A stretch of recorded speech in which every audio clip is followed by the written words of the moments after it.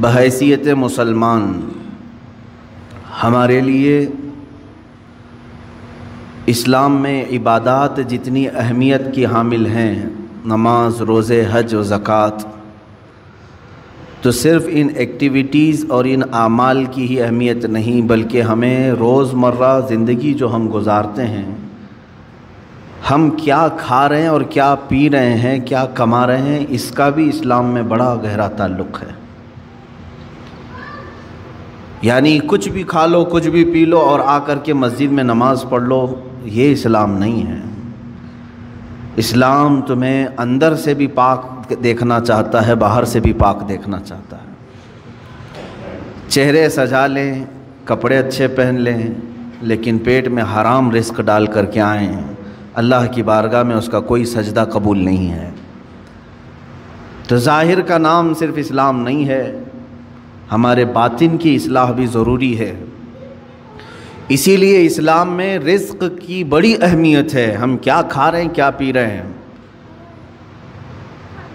اگر آپ نے رزق کے متعلق سوچ و بچار نہیں کیا تو ہو بہو آپ اس کائنات میں جانوروں کی زندگی گزار رہے ہیں۔ جانوروں کے لیے کوئی ریسٹرکشن نہیں ہے، کوئی حد نہیں ہے، کوئی ممانعت نہیں ہے۔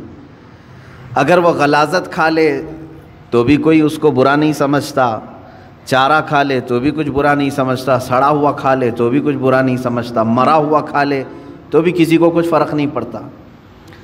جانوروں کی زندگی میں، کھانے پینے کے معاملات میں ظاہر سی بات ہے کوئی لمٹ ان کے ہاں موجود نہیں ہے۔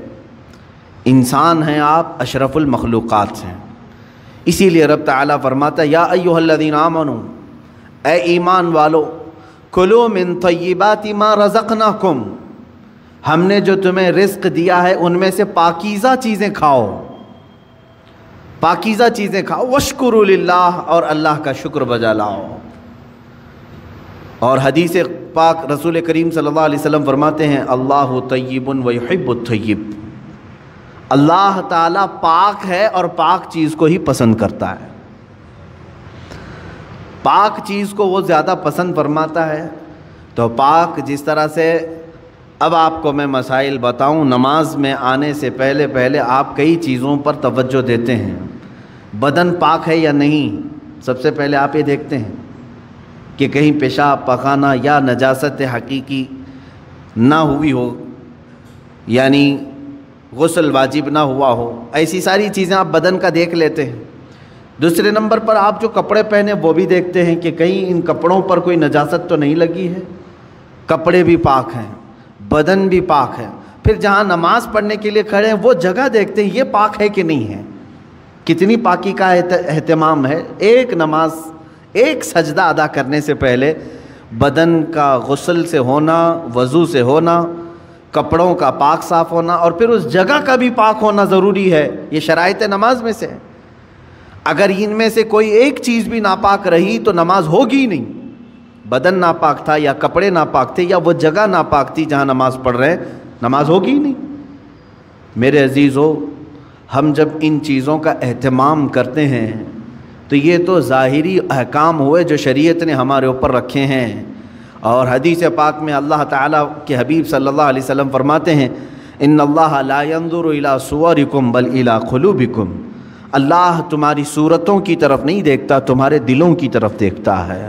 اب تم مسجد میں آ رہے ہو، بدن بھی پاک کر کے آئے، کپڑے بھی پاک کر کے آئے، اور جگہ بھی پاک ہے جہاں نماز پڑھ رہے ہیں، لیکن جسم کے اندر حرام غذا لے کر کے آئے، ناپاک چیزیں کھا کر کے آئے، جس چیز کے اللہ نے اور اس کے رسول نے منع فرمایا وہ چیزیں اپنے جسم کے اندر لے کر کے آئے، تو یوں ہی سمجھ لو میرے عزیزوں کہ اندر کی غلاظت سے آپ نے اپنے آپ کو صاف نہیں کیا، باہر صرف صاف ہو گئے۔ اسی وجہ سے نمازوں کا کما حق لطف بھی نہیں مل پاتا، عبادتوں کا وہ ذوق بھی نہیں آ پاتا۔ اس کی وجہ کیا ہے؟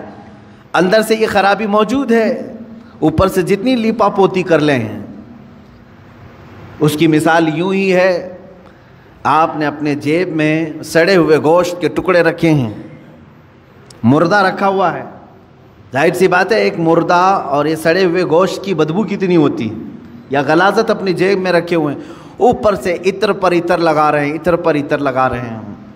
جتنا بھی عطر لگاؤ وہ اندر کی غلاظت کی بدبو آ ہی جاتی ہے، اور کبھی ایسا ہوتا ہے کہ اس عطر کا بھی فائدہ نہیں ہوتا، وہ مکس ہو کر کے کوئی اور ہی بو بن جاتی ہے، کوئی اور ہی مہکانے لگ جاتی ہے۔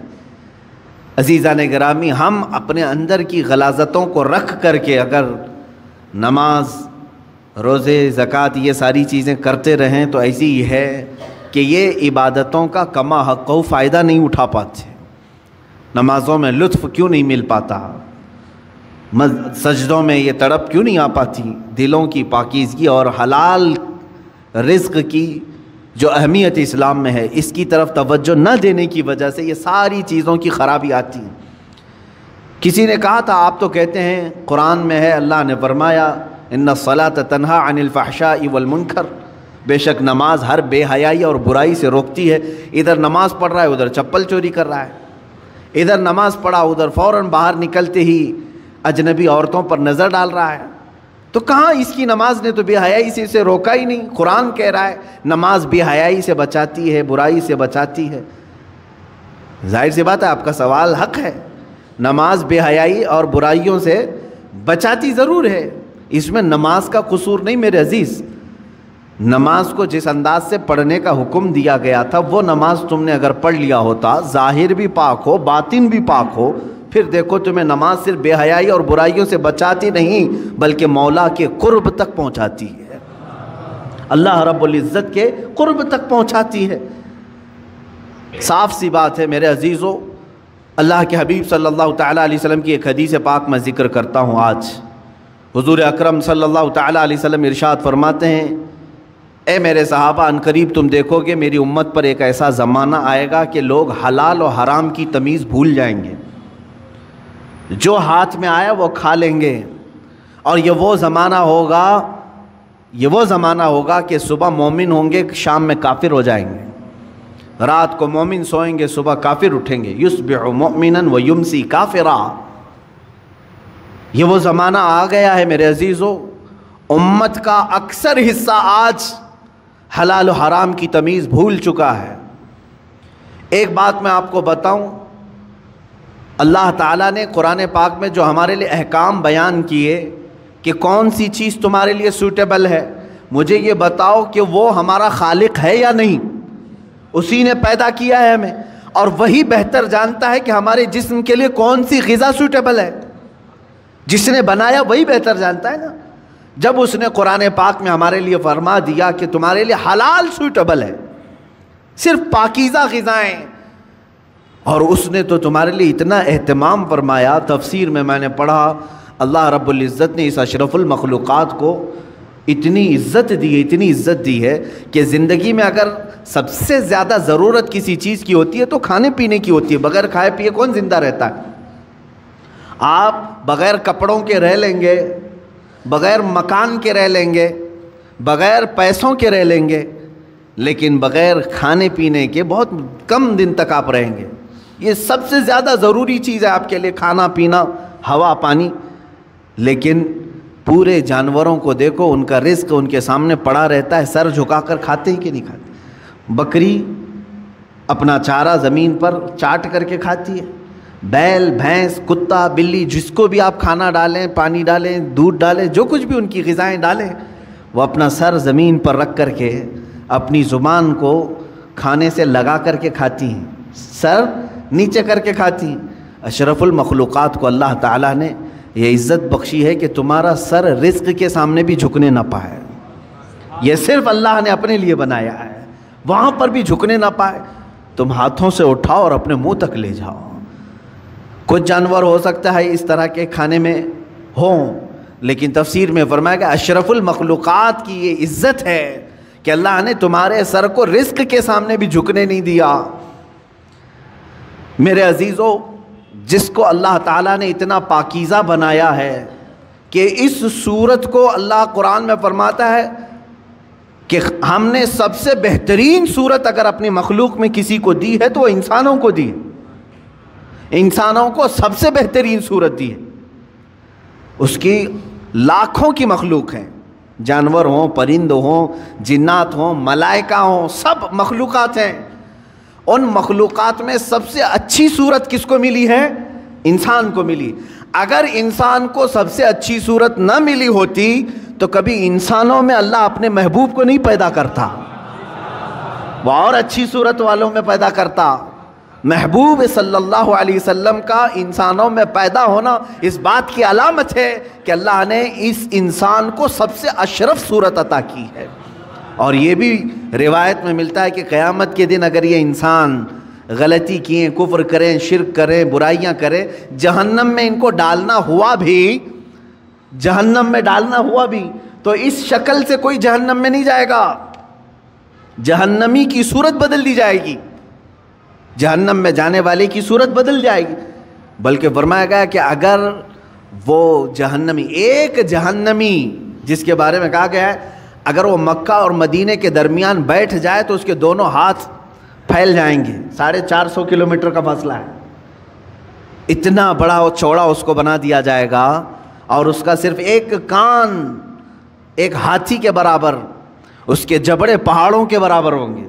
ایک جہنمی کی شکل اتنی بڑی بنائی جائے گی کیونکہ اسے عذاب چکھانا ہے، یہ چھوٹی چھوٹی صورتوں کے ساتھ نہیں۔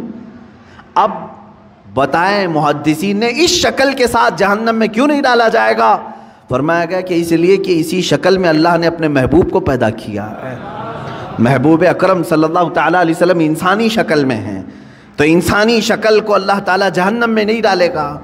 میرے عزیزو، میں بات یہاں پر یہ کر رہا ہوں کہ جس کو اللہ نے اشرف بنایا، اعظم بنایا، اجمل بنایا، خوبصورت بنایا ہے، اس کی زندگی کے لیے تو یہ ضروری ہے کہ اب وہ کیا کھا رہا ہے، کیا پی رہا ہے، اپنے سٹینڈرڈ کو دیکھ کر کے کرے، اپنے معیار کو دیکھ کر کے۔ تم اگر وہی چیزیں کھا رہے ہو جو کتا کھا رہا ہے تو فرق کیا رہ گیا تمہارے پاس؟ تم اگر وہی چیزیں کھا رہے ہو جو خنزیر کھا رہا ہے تو فرق کیا رہ گیا تمہارے؟ تم اشرف المخلوقات ہو، تمہیں اللہ نے پاکیزہ اور حلال چیزیں عطا کی ہیں۔ کیا کسی انسان کو غلاظت کھاتے ہوئے دیکھا آپ نے؟ اور اگر وہ کھاتا ہے تو عقل سے بہرا ہے، عقل سے پیدل ہے، انسانیت بھول چکا ہے۔